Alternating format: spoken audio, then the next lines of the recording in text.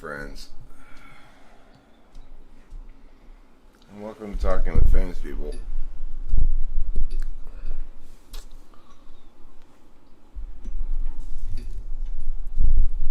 Joining us here today will no doubt prove to be the greatest decision of your young life.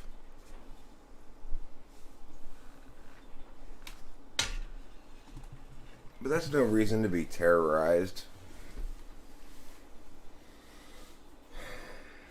I'm confident you'll make the right decision. And always watch Talking with Famous People. Eric, you look tired. Yeah, I'm exhausted. I slept. I got like 4 hours of sleep last night. Got up at 4:30. I just couldn't go back to bed. No, we didn't break anything nice. I just thought it was a good title. I don't know.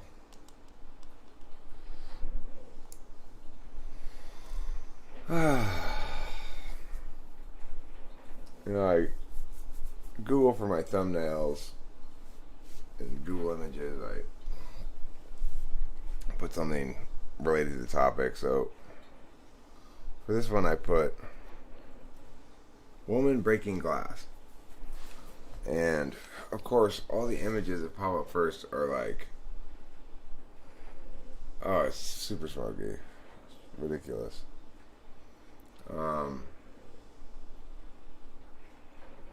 We're all like pictures of women breaking through glass ceilings and stuff, you know. Oy, oy, oy. I need more sleep.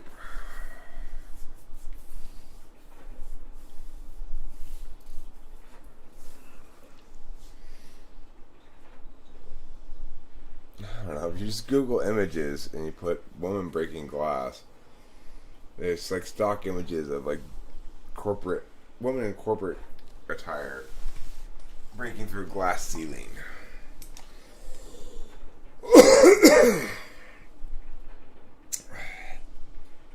In other words, if you Google woman breaking glass, you get a bunch of feminist stuff.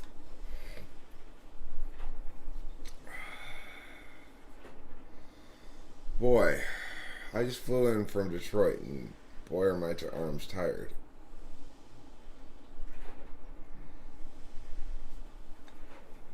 Yeah,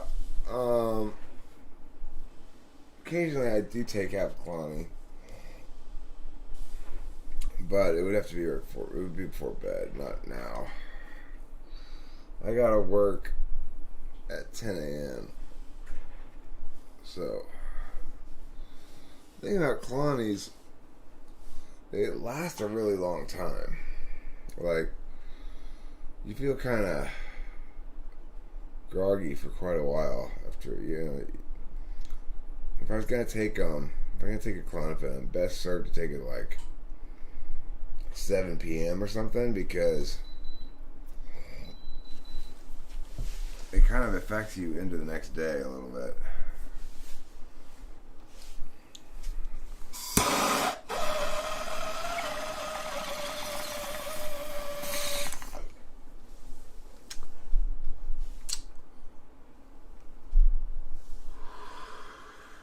I think it's fair to say that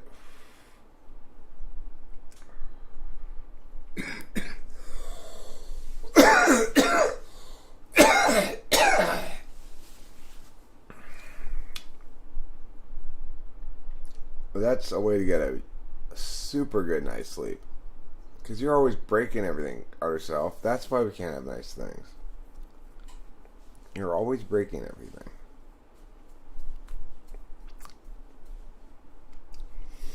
That's why I stand back and point at you and taunt, Butterfingers, Butterfingers, like that. You're pretty tore up about it, but I don't care because I'm not bipolar.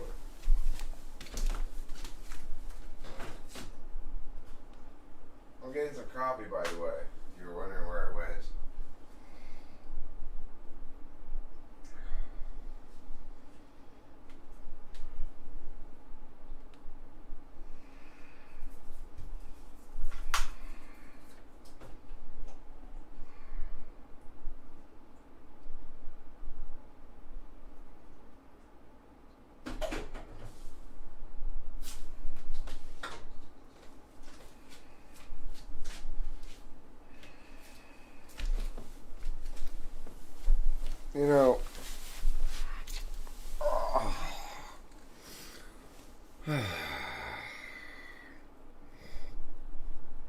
I think what I'll probably end up doing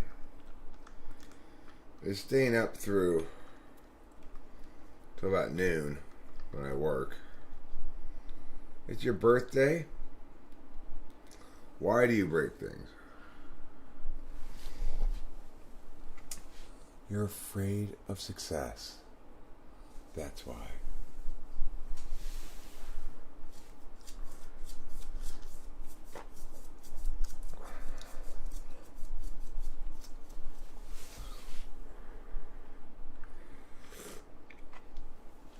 Well, you know that character test that we took yesterday. Hi, Sean. That character test makes me think about. It was asking those questions like, "Do you finish things you start all the time, etc." It really just makes you go like, okay, well, some of these things fundamentally aren't virtues or issues of character at all. There's no way I can work at NI ignoring without taking on the reality that I don't know when I start something if I'm going to finish it or not. I can't, because I don't know if it's good or not, you know? But, why am I afraid of success? Each of us in our life has a self-concept that is impacted by the way we interact with others and by the way that we grow ourselves. So your problem, utter self, is that in your self-concept, you believe yourself to be a failure. It's a limiting narrative. So the only difference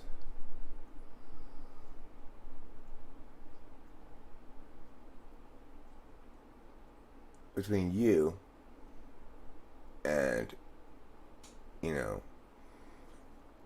permanent elation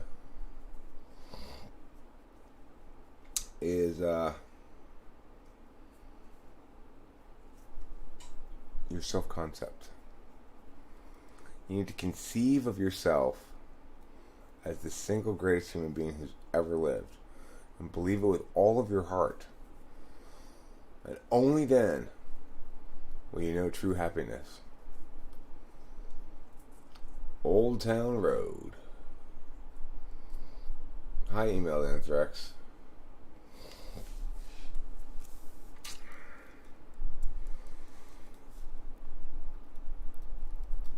I suspect Billy Ray Cyrus is a little bit worried. A little bit worried about Miley.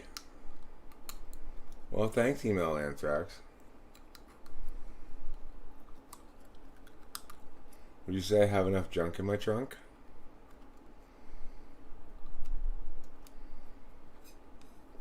Outer self, I want you to adopt the mindset of Genghis Khan. And perhaps it was Attila the Hun.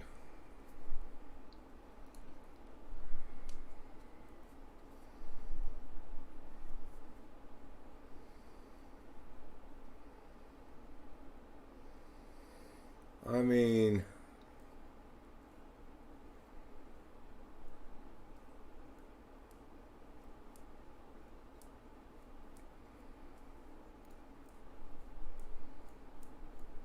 well, Sean, it's like I'm capable of spewing endless words without interacting. I just prefer to live stream probably in ways to interact. Without gaming, I wouldn't be interacting. The thing is, I can't sleep with very well with sound going on in the background. I can sleep with light in the background, but not with noise really. I need it to be quiet when I'm sleeping.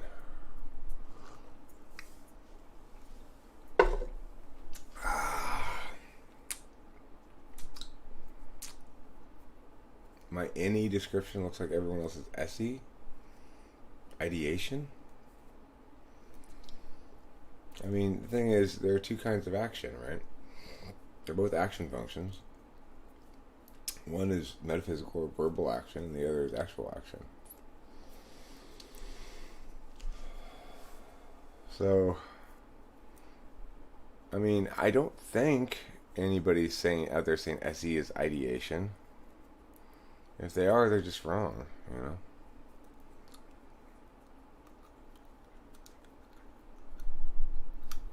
I don't think so.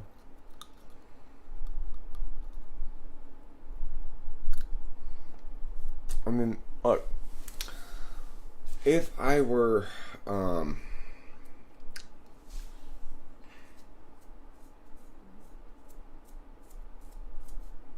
mean, I definitely disagree with people about SE to some extent,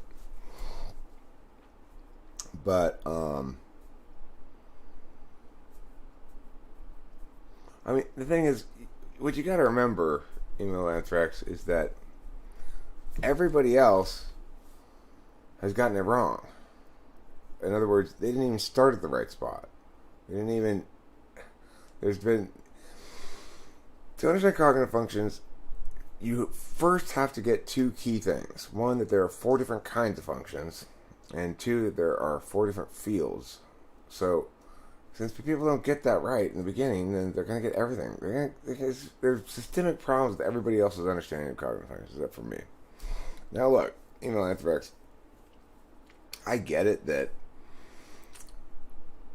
doesn't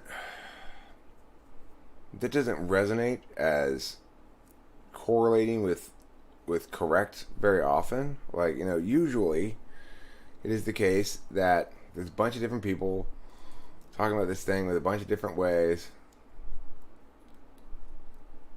I mean, first of all, Email Anthrax, I don't agree with your central thesis that I'm disagreeing with everybody about SE. But remember, the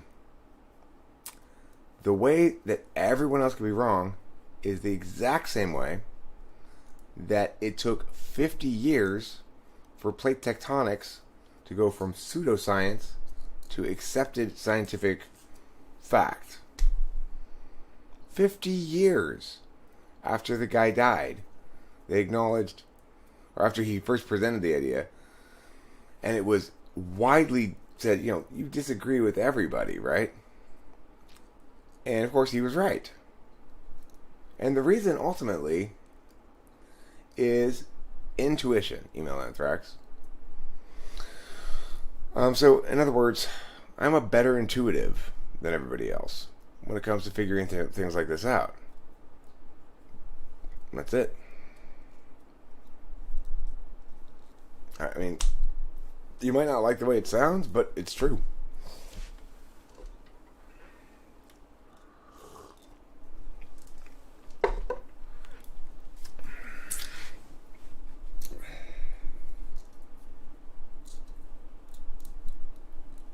Easy 2-step guide to mindset of a conqueror. Step 1, conquer.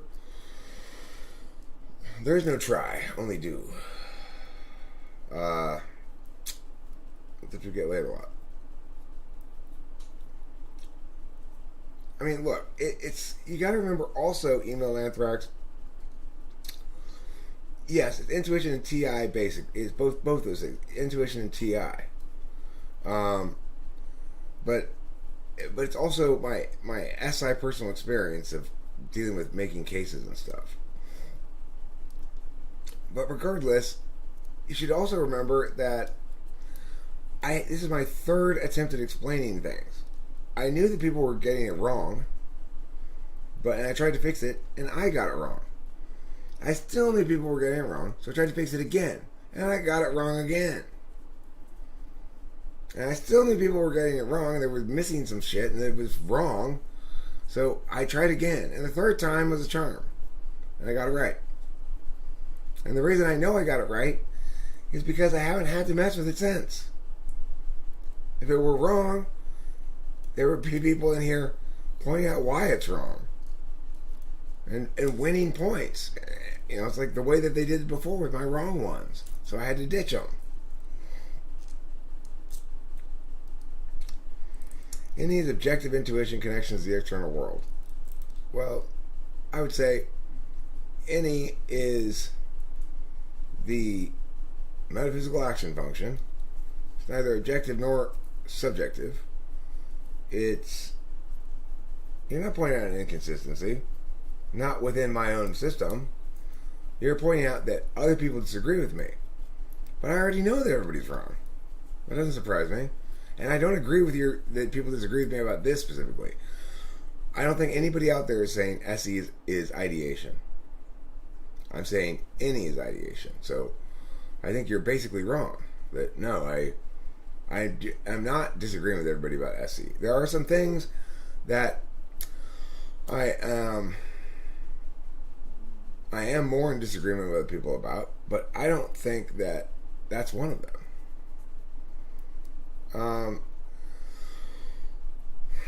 Extroverted intuition. It's about figuring out what is by dealing with the negative space, like filling all the negative space so that you instead of dealing with what is. Have nothing in your house that you do not know to be useful or believe to be beautiful. I mean, it's a good suggestion. It's hard to do. You got to really declutter.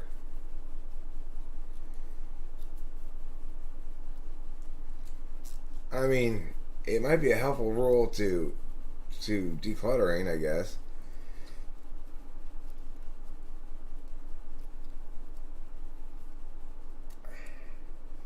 I can't really think of an exception to it.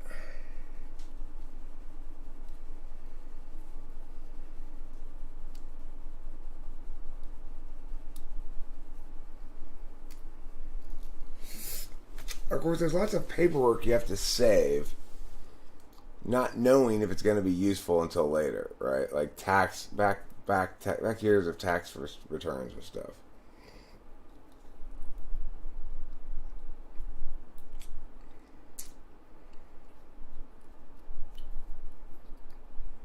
Okay, but listen, even if you keep saying this, I keep pointing out, I don't think anybody describes SE as ideation. You've not indicated that anybody does. So you keep repeating your point. I still don't agree with it, and you've not answered my point or given me any example of how people disagree with me about SE and NE. You said my description of NE is like SE, but I don't think it is. I don't think other people think of SE as ideation. Do they? Does C.S. Joseph describe SE as ideation?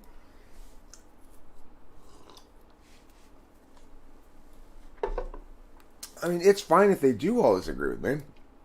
That just means they're wrong. But I think in this instance, people don't really disagree with me. When you were watching a Megadeth concert, that was your first mistake, Angantyr. Mistake number 1.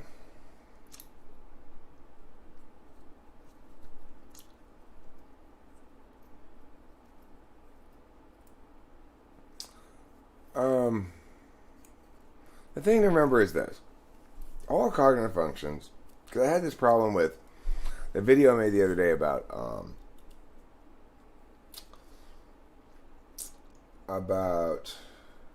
myths, top myths of cognitive functions or something.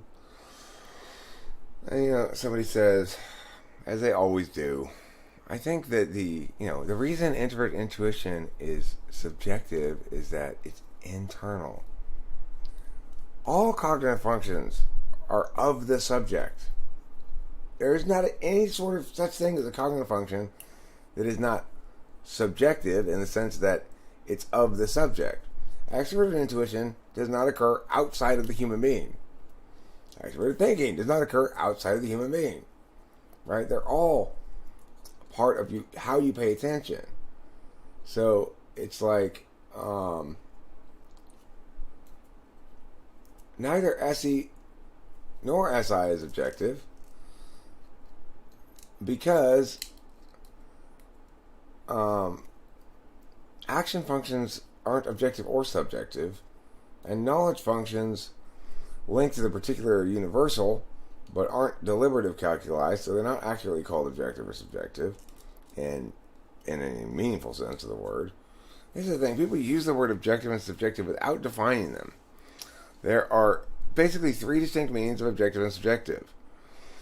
Or maybe four if you want to talk about, most broadly, subjective means of the subject, and most broadly, objective means of the object.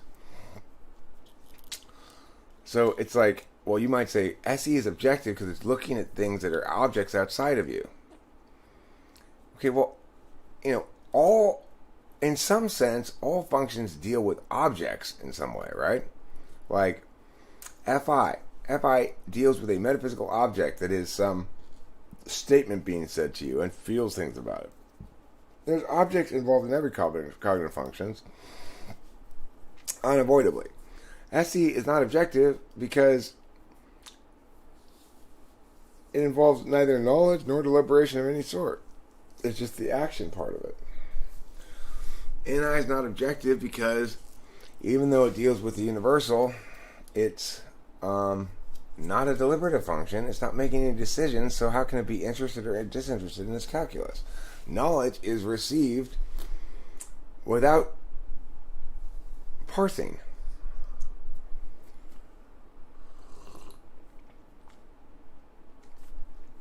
Right. Yitzhak Mahal says subjective equals internal, objective equals external. Here's the problem, Yitzhak Mahal. You don't know whether you mean extroverted and introverted or external and internal. Because as I pointed out, all cognitive functions, it's not subjective. You need to define the word, okay? All cognitive functions are of the subject. That is to say, a cognitive function is part of how you be. Okay? So, what you're trying to say is all introverted functions are subjective and extroverted functions are objective. But that's simply not true and doesn't make any sense. If in fact, all internal action or cognitive function or cognition was subjective, then nobody could ever make a disinterested calculus without talking out loud. Yeah, sorry to bust chops if I'm busting chops. I don't mean to be busting chops. NI is absolutely not subjective. And it's, it's as simple as, do you understand, is your knowledge linked back to associations to your own past or associations to stuff in the world that doesn't have anything to do with you particularly? Poor Zandy, there are a lot of lonely single girls. Oh, I'm sure Zandy will be able to find some dick if she wants, That's never really a problem for chicks, right? They can always find somebody to put their penis in them.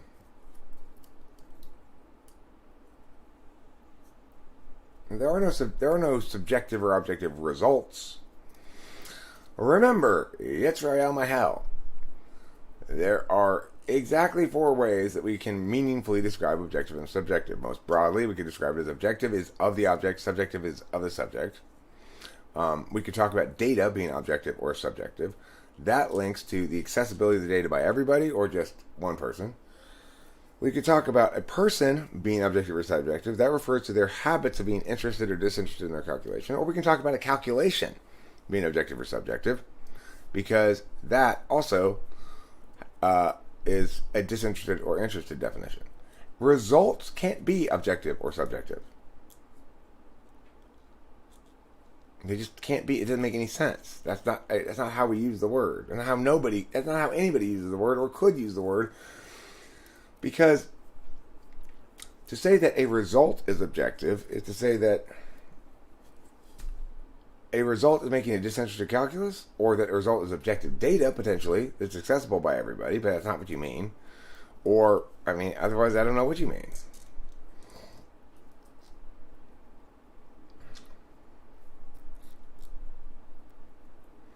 There is something objective or subjective about 2 functions, Fi and Ti, because those are deliberative functions.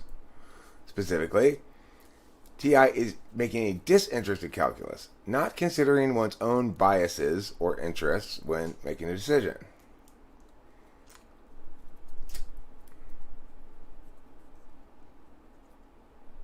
So Einstein's results aren't objective or subjective. You could correctly say that Einstein used objective reasoning plus intuition to create his mathematical description of relativity. Okay? Remember that things don't exist without people engaging in them.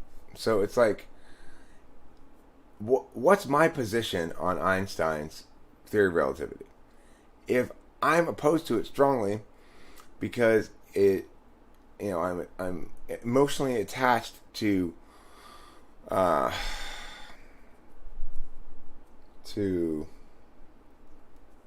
Newtonian time or whatever, then I'm not making an objective calculus on that issue. I'm making a subjective calculus. If I am favoring Einstein's theory of relativity because I hate Newtonian time, I'm not making an objective calculus. I'm making a subjective calculus. Notice, objective does not mean correct, and subjective does not mean incorrect. I can be correct because of FI reasons, subjective reasons. Or I could be correct because of objective reasons. Or I could be incorrect because of either one.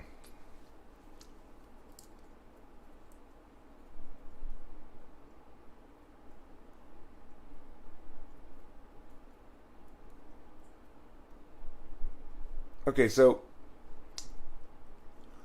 he does not use a subjective framework because his framework is math. Namely, he expects his idea to validate universally. Okay? So it's patently wrong to say he uses a subjective framework. The framework is basically the medium in which he's working in this instance. When you say objective intuition, there is no intuition that's not about objects. Because intuition is not experience. It's something different. I cannot have intuition about nothing. So it doesn't make any sense to say that I have objective intuition. Intuition is always dealing with objects, but so is every cognitive function to some level. So we can't just say dealing with objects makes something objective or subjective. We have to meaningfully define the terms. You keep trying to explain to me what you think. Like you keep saying like, I would say that you haven't done what you need to do to say anything. You need to define objective and subjective. You're not saying any words until you have definitions. Because you keep using the words, but you don't mean anything with them.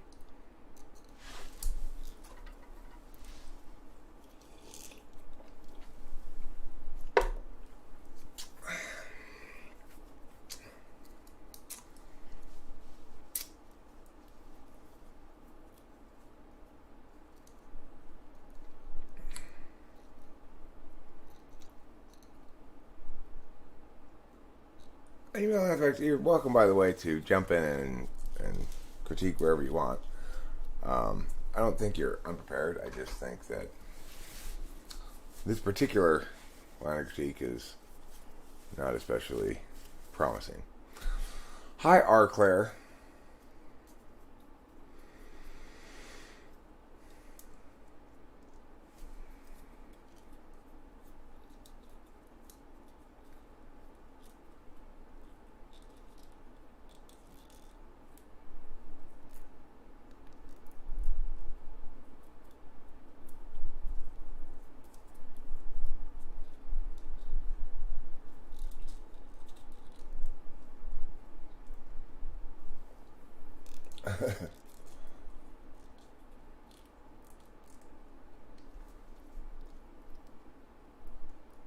Look, probably all ENTPs can TE at least reasonably well in certain circumstances. So I TE'd well at my job when I was director. Kudos. I did a good job of TEing shit. I had to do a lot of TE. I had to organize a lot of organizational structures. And so, yeah, ENTPs can demonstrate good TE. It is demonstrative after all, but the thing is we hate it. At least I hate it. I hate it so much. I hate TE. It's like I hate everything about it. It's like, shove your utilitarian bullshit up your ass, you know?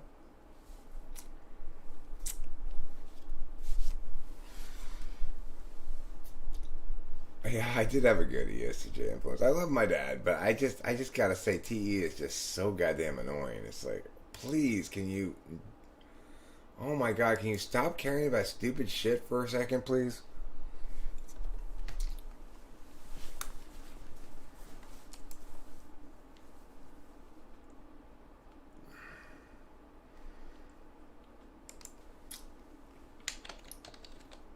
So, I want to read. I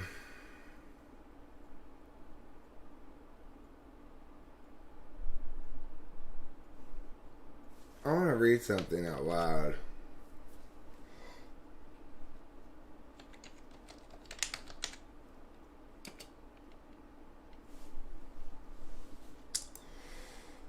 So, this I hope will explain a little bit better.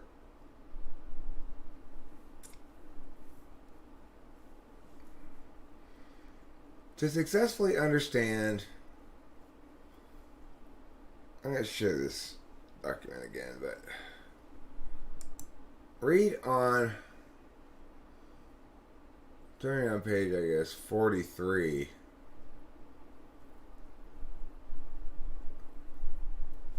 And you can see the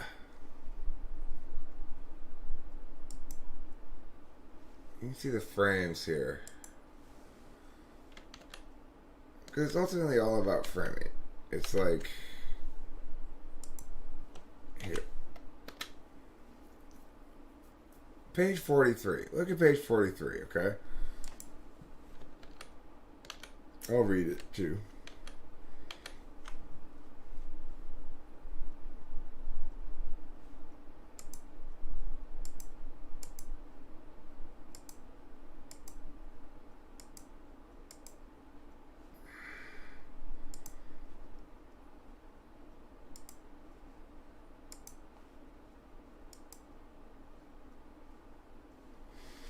So,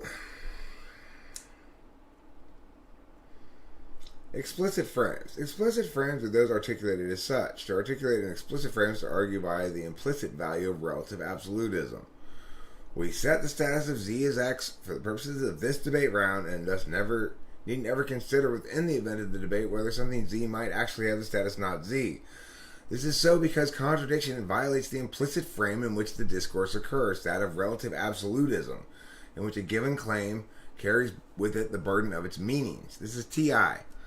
In other words, if we agree to call Z by the status X, then we are both stuck with the implications thereof. Of course, our opponents can set their own statuses that differ from ours, and the debate then involves which of the conflicting statuses ought to be preferred and why.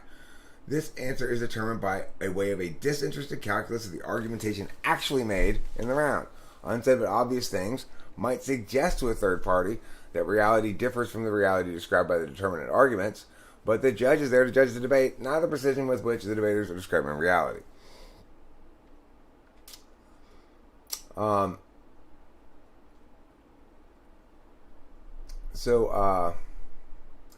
Where statuses are exclusive, only one will win the chain, and the evaluation to that doesn't check against the physical world. We determine who wins against other arguments made, not against anything else, including unspoken arguments, facts not argued, consensus outside of the round, our personal opinion, or even the objective truth. We determine who wins against the other arguments made, and it's always the case, though it might seem otherwise. This book displays an implicit and somewhat explicit frame of relative absolutism, in other words, TI. This work rejects empirics in favor of reason, and argues the legitimacy of doing ideational work of this sort is at least equal to that of empirical research and substantiation, especially in psychological stuff. To many people, particularly those with an absolute relativism frame, this sounds crazy. TE folk might find it downright anti-intellectual to not concede the superiority of peer-reviewed, double-blind, empirically supported, heavily hedged conclusions. To negate the primacy of such is to negate science itself. And that's crazy. It's not, though. let's look a little bit more at the frames. So I'm going to skip the FI frame, harm prevention and remediation, the SE frame, execution, the NI frame, singularity, the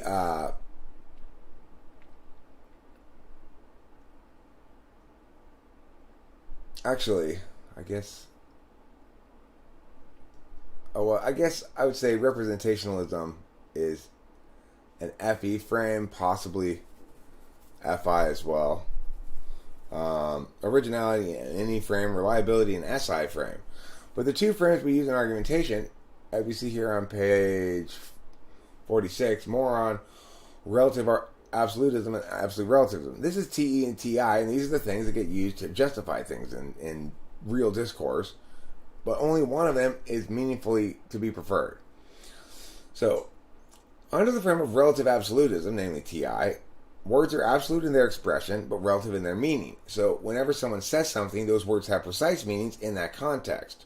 They are unchanging meanings, just as the weight of a 1 pound brick is unchanging.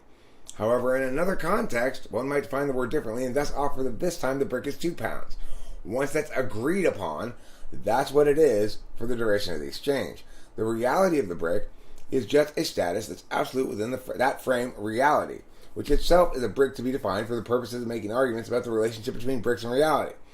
To summarize, relative absolutism requires statuses within a flow, frames plus blocks, to link to each other without creating contradiction.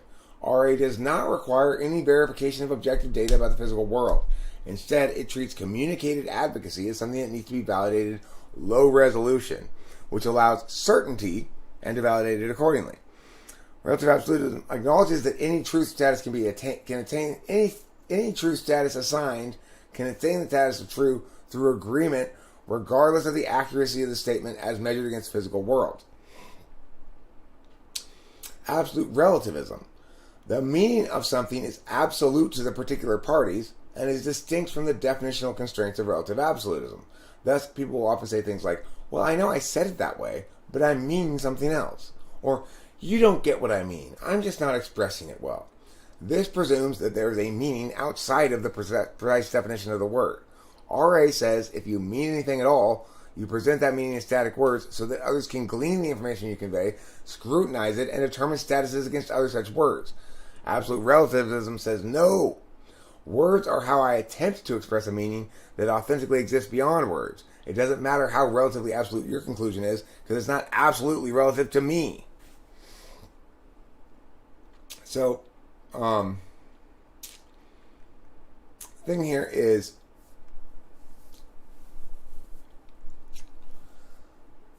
if we look a way forward, we'll go down a little bit further. Wrongness facilitating apologism. The real source of the injustice always gets away scot-free when the good guys chase down the wrong suspect. In this instance, as in every instance, injustice manifests because the ends have been used to justify the means. If they weren't used for such, they wouldn't enter the discussion at all. The positive obligation of debate, that would just say every human being engaging in discourse, thus debate's future and duty is the annihilation of utilitarianism from serious conversation about public policy. We fulfill this duty along two lines of legitimization. Foremost, the ethical discussion always ends with the utilitarian side grasping to behave as a real normative framework. It can only give us the moral status of an act in hindsight. It might prescribe action according to the best estimate of an outcome, but that's the second problem. Those kind of predictions are absolutely relative. My prediction is legitimate only on my hopes and guesses unless I appeal to empirics, and that's where the evil creeps in. Predicting that this or that change in law will save lives neglects to presume that vastly more vectors come into play than can be causally reduced in that fashion. It further avoids that those vectors produce outcomes measured in many different units, important to different people in different ways. To measure only those impacts you want to measure is to render empirics meaningless in drawing conclusions about a thing, and that's the only way people ever reference them. So what's the alt of alts? The alternative to all alternatives is death to the PMT calculi. Impact calculus. The traditional impact calculus is commonly employed in policy debate and, sloppily and roughly applied by street debaters, is probability, magnitude, and time frame. This calculus continues to be used in many grounds today. The appeal of it is that it affords the competitor a tighter frame in which to put together a case, and it gives the judge a common unit of measure upon which to decide the round. The primacy of this calculus in debate for a long time reflected the implicit frame that suggests that looking ahead by extrapolations is a good way to make decisions about what action ought to be taken now. This still resonates as true for many people because for individuals acting as individuals in pursuit of their own interests, it's true. But we don't advocate for that. We advocate for public policy.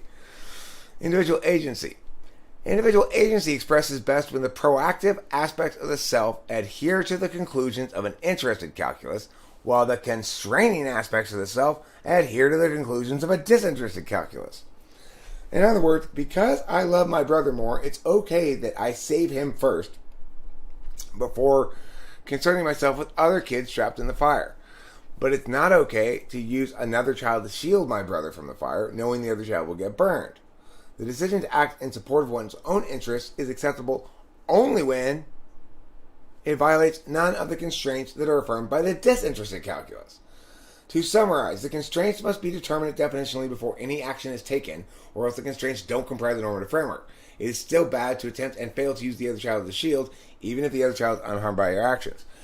What this tells us is that if we give TI its due and allow it to be the constraint it needs to be, the absolute veto constraint, right? So if it doesn't pass TI muster, it shouldn't get done, period. However, if it does pass TI muster, then TE can take over and say, well, now that we know this is legitimate, let's figure out how to do it more effectively. If we justify things with TE, with utilitarianism, then we only have utilitarianism. We never have principalism, because it's always sacrificed as soon as we can build up a big enough pile of purported impacts we're going to attain. Group and the public sphere. In the public sphere, individuals carry out the will of the group, thus delegating their moral agency somewhat. It makes sense for each individual to seek specialists to perform specialized work that the individual perhaps cannot do at all. It's a way for the individual to get veggies without planting. Naturally, most folks don't attend to that which they've delegated. This is safe when delegating to individuals because individuals can be held to account. The group, however, does not have interests. Every expression of the group is actually the expression of an individual who has attained agreement from enough of the group for that person's expression to be adopted as representative of the group. Of the group.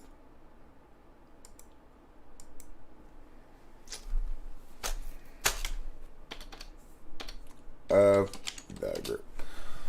The more autocratic the group, the fewer people who can successfully get to the top to adopt their narratives. So in the DPRK, where autocratic group dynamics are maximally realized, one person sets the narrative and all others must echo it. Cooperation between individuals in the governing group purportedly produces a hybrid policy that balances competing interests. However, no such policy should be affirmed unless it upholds against the constraints of disinterest first. Just as the risk of burning to one's brother doesn't justify the burning of another child, so too does the act of compromise between individuals pursuing their particular interests not justify the abdication of each cooperating individual to respect the constraints of principalism. It is not okay if the federal government sends aid to the president's hometown and not the more damaged and needy one because the president likes his hometown more. This continues to be true even if we point out all the good done in the president's hometown and measure all the ways in which the other town doesn't really need it, and regardless of any metrics we present at all. It's wrong because it's an application of interested calculus where only disinterested calculus is morally permitted because it's a public service position. Policymaking and legitimizing. Thus, it is that to wisely determine public policy, we must negate the subjective and the interested in our consideration. Governance is foremost the custodial work of having a monopoly on use of force. That is a proposed application. That a proposed application of that monopoly, that a proposed application of that force be just, ought to be a necessary criterion for consideration, but insufficient for adoption. Empirically supported outcomes purportedly be attained in the world of the affirmative after the advocacy becomes policy always manifest an interested subjective calculus. The process of utilizing such evidence begins with the conclusion sought to be sustained and works backwards to find supporting data. Empirical substantiation is inherently a subjective advocacy because objective analysis acknowledges the limits of prediction within a chaotic, complex, adaptive system. Empirical substantiation is the selling of a linked story to justify something. if the action prescribed didn't need to justify some transgressive elements, then it wouldn't rely upon empirics to outweigh the harms it necessarily created in hopes of the benefits it speculates. Well said, Eric. Well said. The affirmation of any advocacy also affirms the implicit frame of the advocacy. Thus, if we affirm that which justifies means by appealing to ends, we also affirm that manner of decision making. Each of us has a duty to constrain ourselves in keeping with universal limits. To claim otherwise is to claim that sometimes it's okay to unjustly commit non-responsive violence against some people. Note, almost none of the people who advocate government force to further purportedly just ends, while ignoring that justice itself is a process critique, would be comfortable actually doing the job of the legally empowered individual who sticks the gun in the non-transgressor's face and forces them into a cage. We all feel the injustice of our own behavior and be sickened by it. But because we don't have to do it, we tend to ignore that. Takeaway: until we acknowledge that our own reliance on empirics predictions and the balancing of competing interests, we will continue to reinforce the bad reasoning that enables transgression to persist. We will never stop blundering into policy pitfalls until we learn to approach policy questions in the right way. First, we legitimize against negative obligations. If we can continue with our advocacy at that point, it should be because nothing morally impermissible is found within. Then and only then ought we debate the wisdom of the advocacy in terms of measured impacts. I mean, this is like the gospel right here. What I wrote here is gospel fucking truth. It is exactly what everybody needs to understand.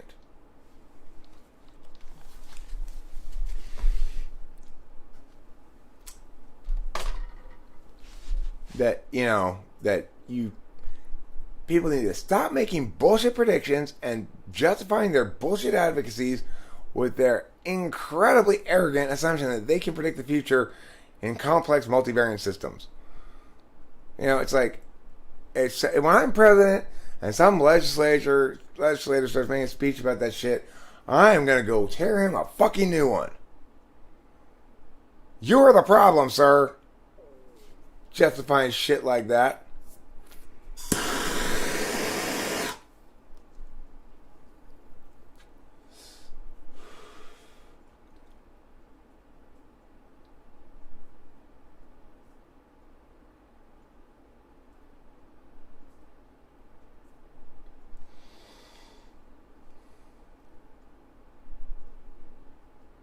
Some people would say you're an FI Dom because you saved your bro. I don't think you gotta be an FI Dom to love your family. I think that's even within the capacity of us FI polar people.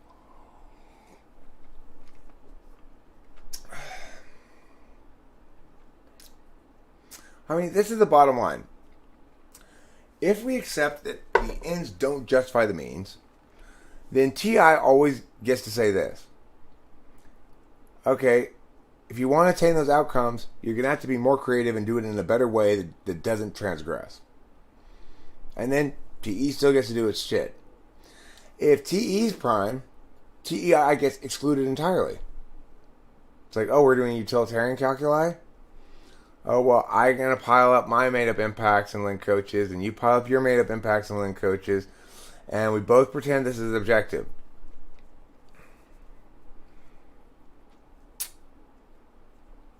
Not how shit should go. We either take advantage of the human capacity to know whether something's legitimate ahead of time without making predictions, or we don't take advantage of that.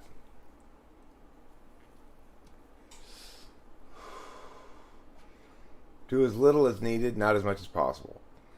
That's a great quote. It's perfect for government. And certainly for use of force.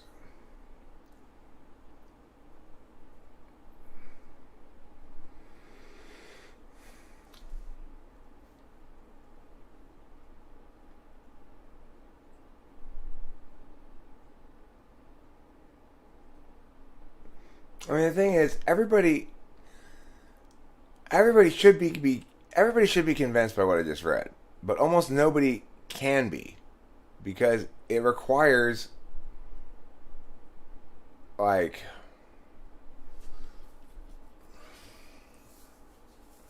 It almost requires you to be meta-analyst, like INTP, ENTP, INFJ, ENFJ maybe. Because it's the top level of meta-analysis. In other words, I'm not saying anything about any particular plan, right? Or anything about any particular advocacy. I mean, I did my best to, in other words, and try to explain things clearly, but I get the fact that that sometimes being precise and explaining things as well as I can makes it too dense. You know, I do my best, right? It's like I'm trying to straddle something that's challenging to straddle, which is, number one, getting this right is not something for people who aren't quick with abstract shit. It's going to be difficult.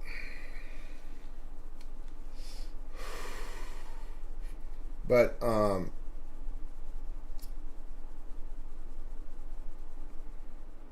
thing is, I have seen time and again, I have seen wrong approaches produce wrong results. Note, I wrote this way before COVID, but COVID's a perfect example of what I'm talking about. And the other thing I read last night that is very short that I'll read again is the security card. TE allows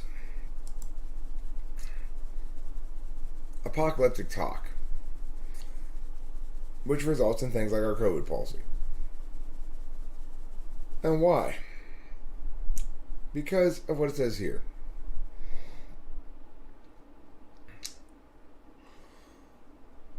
Security brings with it a specific logic or rationality. Security is about survival, urgency, and emergency. It allows exceptional measures, the breaking of otherwise binding rules, governing by decrees rather than democratic decisions, and implies a decisionist attitude, which emphasizes the importance of reactive emergency measures. This mindset, once activated, is not open to negotiation. Once an issue is securitized, the logic of security necessarily follows, and the logic of security is the logic of war. That's TE. Don't make any mistake about it. That is TE. What we're talking about. I mean, who created our response to COVID? FITE people. Emergency! All laws and rules are hereby sacrificed. Right to assembly? Gone. The law that prevents us from getting straws at drive-thrus in California? Gone. I mean, everything, every law and rule and standard of agreement that we have is suddenly null and void because of COVID. And it's not open to negotiation. It didn't used to be anyway, right? At first, it was like YouTube censored doctors who said, this is bullshit. And the craziest thing of all about the COVID thing is it was terrible fucking empirics, right? TE is hammering this 4% thing as COVID-19 came out, right? It's hammering this 4%. And this is why TE is always so subjective. It's always driven by FI. The people who are making those arguments have a clear agenda. They want one thing to be correct. And then they just warp the data to make it so. Well, yeah, they weren't lying. Their data did show that 4% of people with COVID were dying. But, you'd have to be anybody but a complete moron would say, hold on a second, you're only testing the very sickest people. And you're insisting that it's so contagious that shit tons of people have it who don't even have any symptoms. So how could you possibly present that 4% number with a straight face? Well, the answer is they don't care about what's correct. They're FI driven. They know what agenda they want, and they push that agenda. And whatever empirics they can come up with to support it, they use, whether they're reasonably presented or not.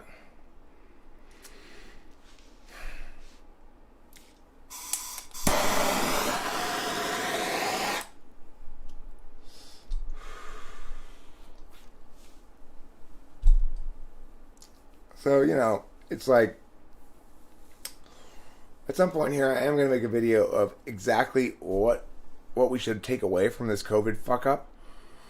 Like, and it's not extreme. I'm not saying, look, there are circumstances where quarantining is justified. However, we have to be sane about it, right? So what does that mean? Have some limiting principles. You can quarantine people who are sick. You can quarantine people who are not sick if you have a very small geographic area where you believe you can contain the virus. That might be justified. But other than that, you certainly, it's not acceptable to quarantine people who aren't sick or you have no reason to believe are sick on the grounds that they might become sick or that they might be sick and we have no reason to know it, but they might be sick anyway. It's possible that if you don't take precautionary measures that something bad will happen is not a justification for anything. The onus of responsibility lies on those who wish to take extraordinary measures to avoid the thing. Right? So it's like,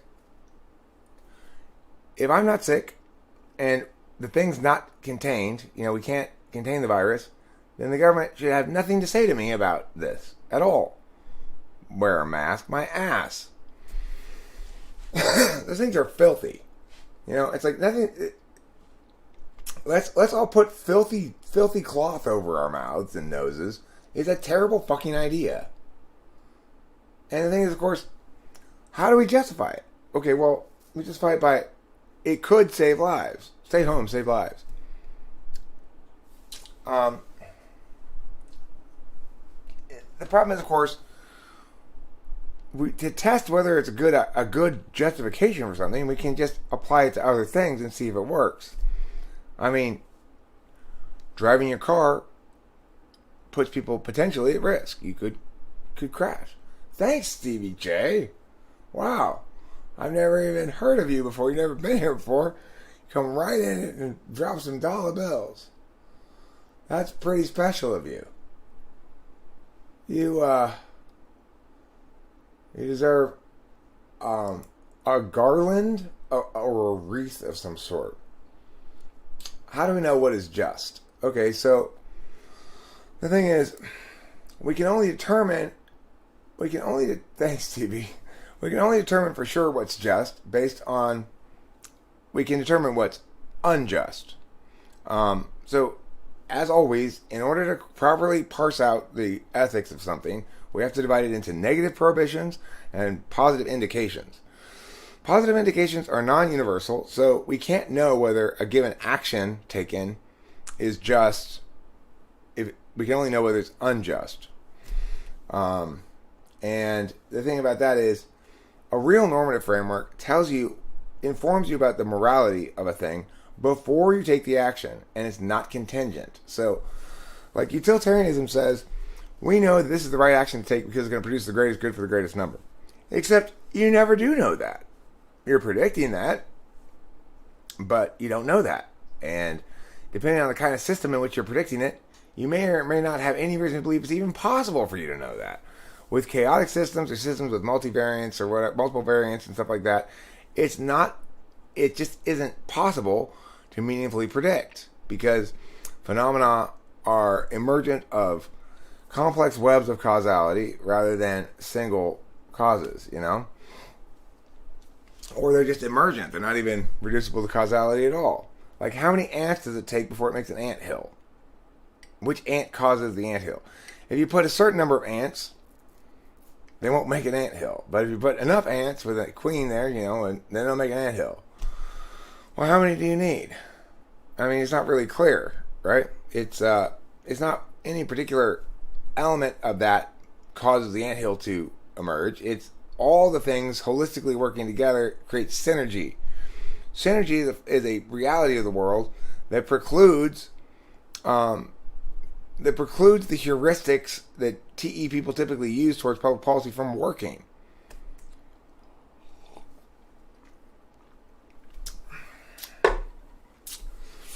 So, additionally, let me just say, Stevie J, I appreciate you appreciating the COVID thing. Also because, in case you weren't around then, my position on this has not changed one iota. I was right out the gate, from the very beginning, saying, oh my God, what a horribly disastrous clusterfuck of a nightmare we're engaging in here. And, at first, everyone was like, no, Eric, you've got to save lives. I pointed out at the very beginning, I was like, this 4% number is bullshit. It's got to be. Nobody actually responded to that point, though. People are just kind of like, moving on. And then, now it's turned out, my estimation that it was at least 10 times less than that is the minimum. I read recently it's 10 to 26 times less than that. So, it could be 26 times less than 4%. That would be so small a percentage of fatalities. And only 6% of people who died of COVID have died of just COVID. Who didn't have comorbidity. Additionally, right at the beginning, I pointed out that, supposedly Italy is just like bodies in the streets, right? Except I only have to go back 5 years to find a flu season that killed more people than COVID in Italy. So, I mean, all you have to do at the very beginning was a little bit of looking or thinking and realize this is so stupid.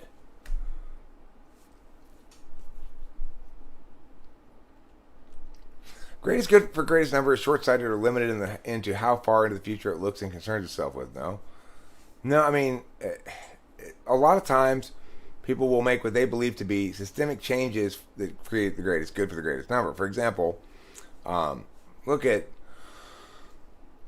every leftist candidate who wants to increase taxes. They think that it's going to produce the greatest good for the greatest number. But, it's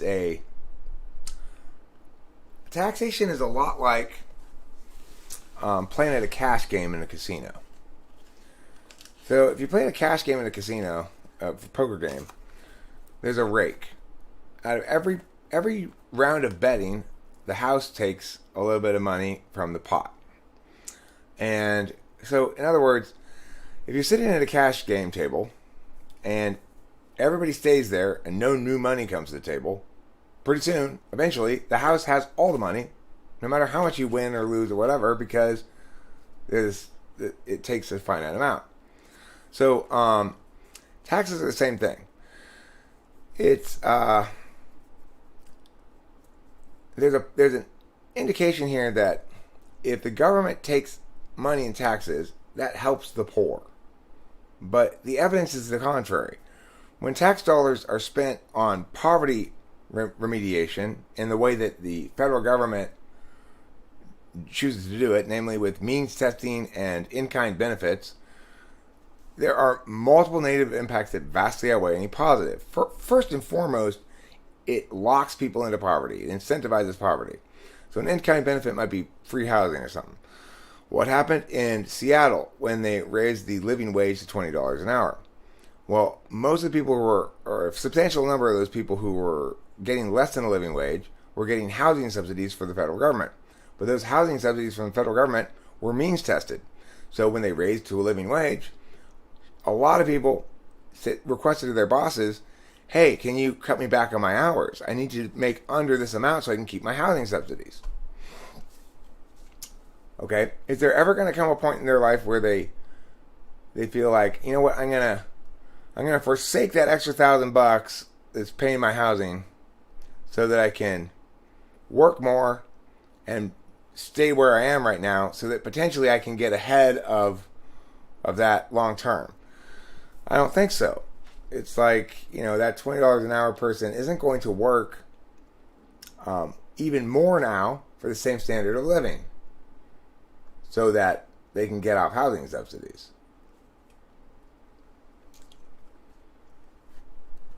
Right, there's at least a 25% loss for every tax dollar spent. There's drag in government. So it costs money for the government to take your money and then spend it. And they don't spend it very cost effectively.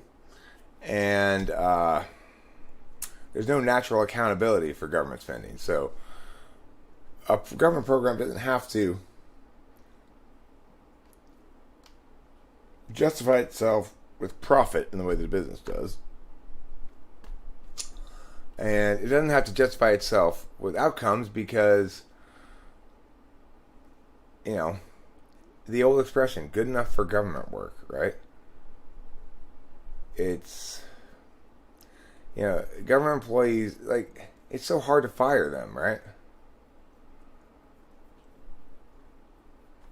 I mean, the thing is, most people do judge government by results, but they probably shouldn't, Sean O'Neill. Presidents certainly get judged by results. If you oversee a time in the country where there's a recession or something, you're going to be considered a bad president, whether you had anything to do with it or not. But I agree with you that it should be judged on legitimacy. Your natural accountability is one finger at a time. I gotta poop. I got a big poop brewing in my butt.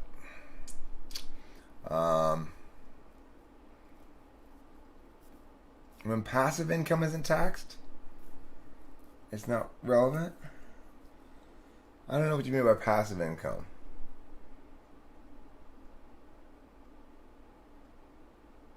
Oh, so if you own property and collect rent, first of all, that's not a work-free endeavor, believe me. My parents were landlords, and I spent my whole childhood doing property management work. It's not work-free to be a property manager. But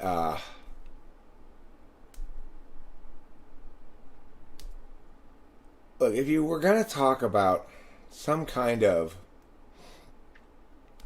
leftist limitation on earning and stuff, it would be reasonable in some circumstances, not here, I don't think in America, but like in England, for example, to be concerned with land monopolies. Land monopolies are a genuine problem. If somebody buys up too much land, too much stuff emerges from the land, so it's something we have to worry about a little bit if it were a problem. It's not a problem here. So you have a good point there, Sean O'Neill, distinguishing between monies earned from land versus other sources of income. Okay, the number one thing we need to do to change the tax policy, the very first thing we need to change in the tax policy, and a critically important thing to change, and one of the most regressive elements of the tax policy of all, is the capital gains tax. Capital gains taxes cause people to lock in their investments and not move their money around as much, which means everybody suffers.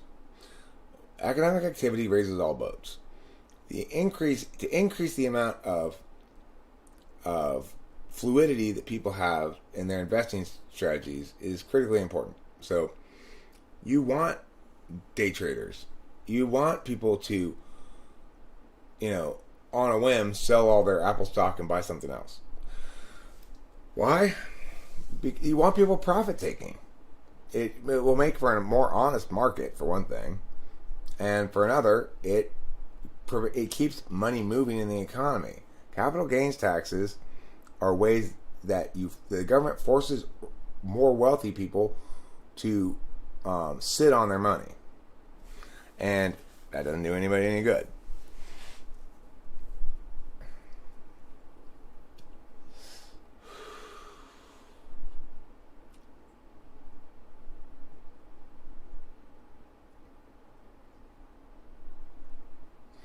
Like the ER in Chicago that famously made the new rules to triage heart attacks, People hated the policy even when the results were better than letting doctors decide on their own.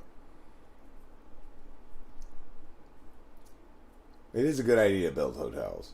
Anthrax, you're right. Just everybody stay away from Baltic Avenue. That's mine. Okay? I've always been a Baltic guy, so just leave me Baltic Avenue and I'll be fine. It's where all my favorite boutique shopping is.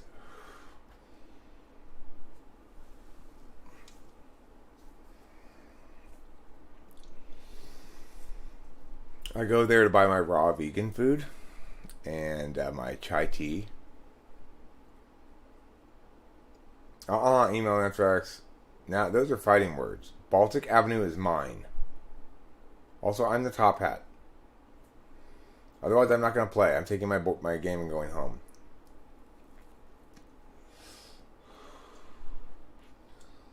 Hi, Alan Bryan. You look like a Reading Railroad guy to me. Are you a Reading Railroad guy? It's pronounced Reading, not Reading, by the way.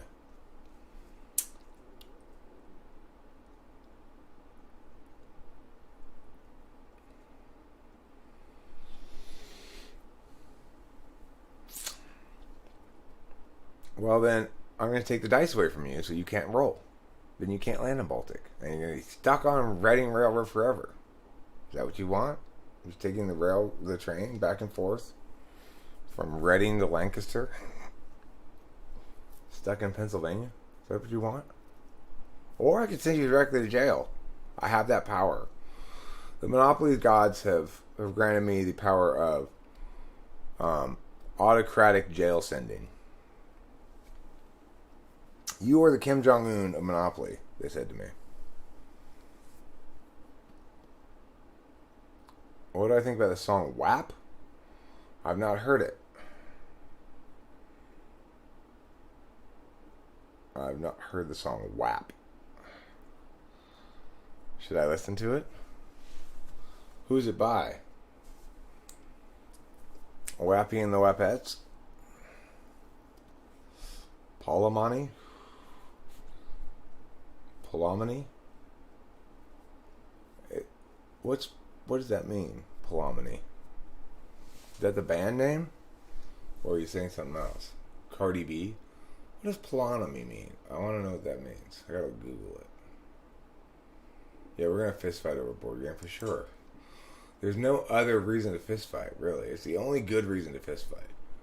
Playing Risk. If you're playing Risk, you got a good reason to fist fight.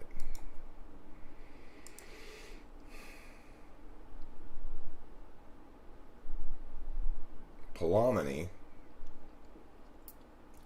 I don't see any definitions of Palomani.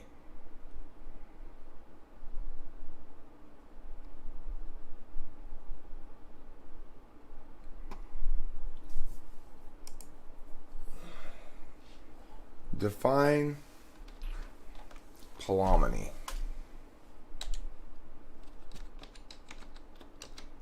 Banana, banana, banana, banana, banana, banana, banana, banana.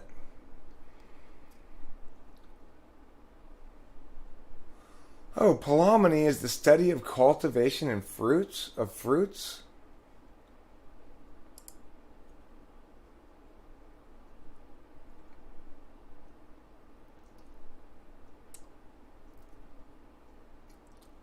Palomani is the study of the cultivation of fruits.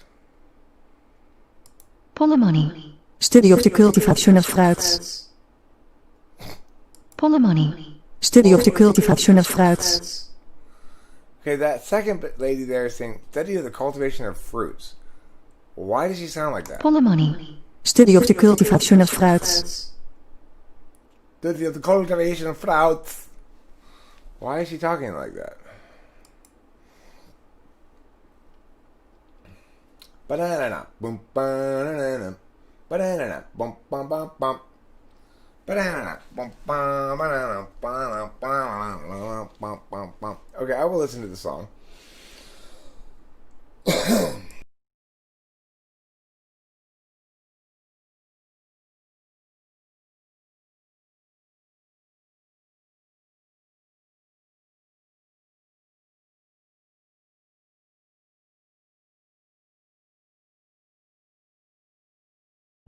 in this house. There's some whores in this house. There's some whores in this house. There's some whores in this house. I said certified freak, 7 days a week. Wet ass pussy, make that pull out game weak. Yeah, you fucking with some wet ass pussy. Bring a bucket and a mop for this wet ass pussy. Give me everything you got for this wet ass pussy.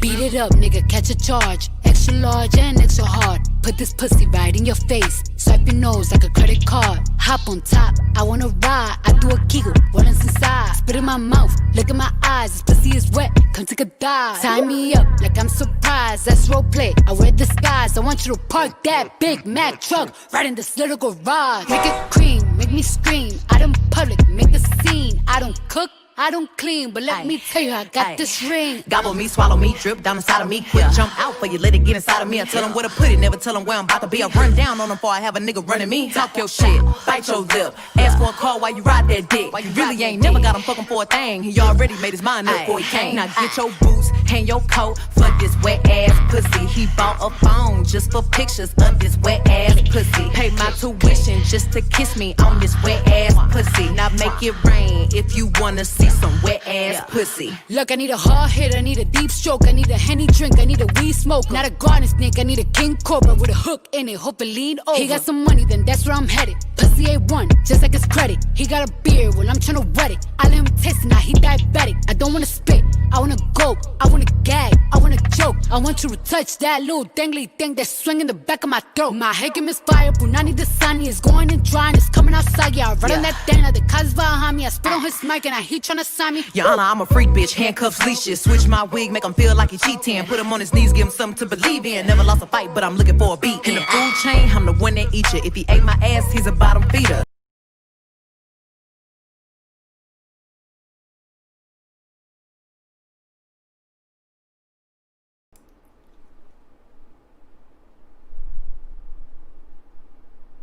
Ah, shit. What didn't I turn off? Oh. Yeah, I'm gonna get copyrighted. I didn't realize I left on something. It's at certain points it's SI gross, you know. I probably get stopped right now. They'll shoot me one of those like we detected copyrighted material thing. I should just end this. I'm gonna end this and then I don't know. Maybe I'll resume again or something.